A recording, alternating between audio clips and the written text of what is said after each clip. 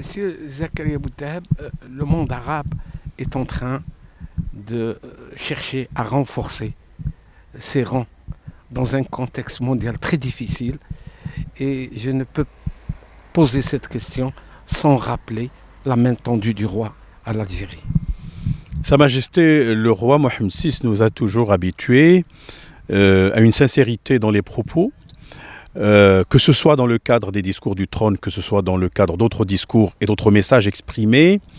Et puis cette fois-ci, c'est vrai, c'était une surprise parce que le discours est intervenu d'abord dans un contexte de tension, de relations avec l'Algérie. Et voilà, peut-être personne ne s'y attendait pas à ce qu'il y ait une nouvelle fois cette formule de la main tendue à l'Algérie. Également, ces propos adressés directement au peuple algérien, mais aussi aux populations maghrébines. Donc cela d'une part. D'autre part, on peut dire que, et à suite à votre question, le monde arabe aujourd'hui n'a pas le choix. Il doit absolument se ressaisir dans un contexte de turbulence géopolitique aggravée non seulement par les conséquences très négatives de la Covid-19 et toute cette longue pandémie pratiquement de 2 ans, et également à la suite du conflit armé en Ukraine. On ne peut pas se permettre aujourd'hui, en tant que pays arabes, avec bien entendu des confluences multiples, de rester en marge des processus d'intégration au niveau mondial ou régional. Ailleurs, il faut voir ce qui se passe en Asie, il faut voir ce qui se passe au niveau de l'Europe, il faut voir ce qui se passe au niveau de l'Amérique latine, etc. Je crois qu'il faut maintenant donner le primat au discours de la raison, du pragmatisme, du réalisme, mais aussi dépasser les antagonismes qui, hélas, sont, à mon sens, des séquelles d'une période qui est révolue. Revenons maintenant aux relations du Maroc avec l'Algérie.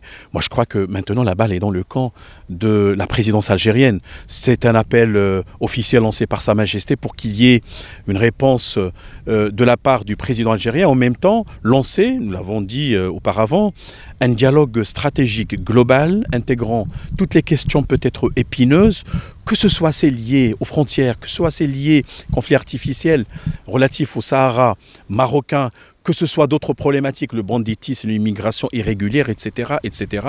Parce qu'au final, si le sommet se tient en Algérie dans quelques mois, eh bien, cela doit se faire dans un contexte d'abord d'apaisement de la tension entre les deux pays voisins. Et en même temps, je crois, dans un processus, il me semble, de relance d'une intégration maghrébine ô combien aujourd'hui non seulement souhaitable, mais impérative face aux enjeux et aux menaces qui guettent toute la région. Comment peut-on commenter certaines voix hostiles, heureusement peu nombreuses, qui se sont tout de suite manifestées contre cette main tendue? Je crois que cela tient à un concept utilisé entre autres par Père Bourdieu, fameux sociologue, l'habitus. Ils sont, ces masses médias, si vous voulez, un peu dans le confort d'une opposition, mais je puis m'exprimer ainsi, un peu stérile, dans le sens où on peut critiquer, mais une critique constructive est toujours la bienvenue. Maintenant, quand même, il faut revenir aux valeurs qui cimentent le monde arabo-musulman, la solidarité, la réciprocité, le respect des voisins, etc.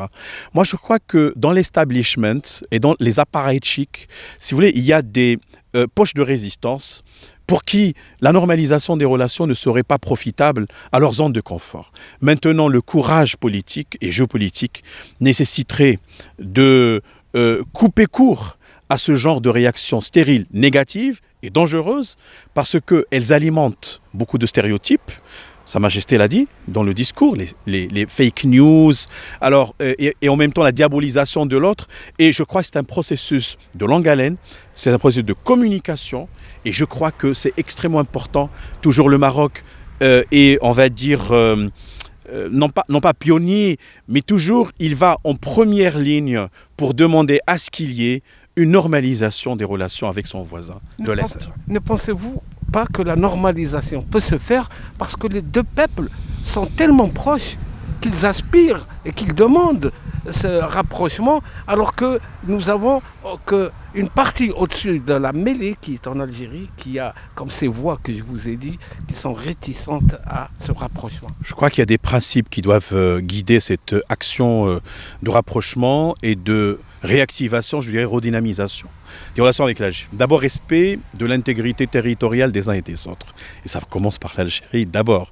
Parce que le Maroc était dans une rhétorique géopolitique quand il avait une fois rappelé également que l'Algérie a à préserver les droits des uns et des autres sans rentrer dans les détails. Ça d'une part. Et deuxièmement, il faut à mon sens respecter le principe de réciprocité, de non-immixtion dans les affaires intérieures de l'autre. Et ça a été aussi rappelé, même par le président algérien.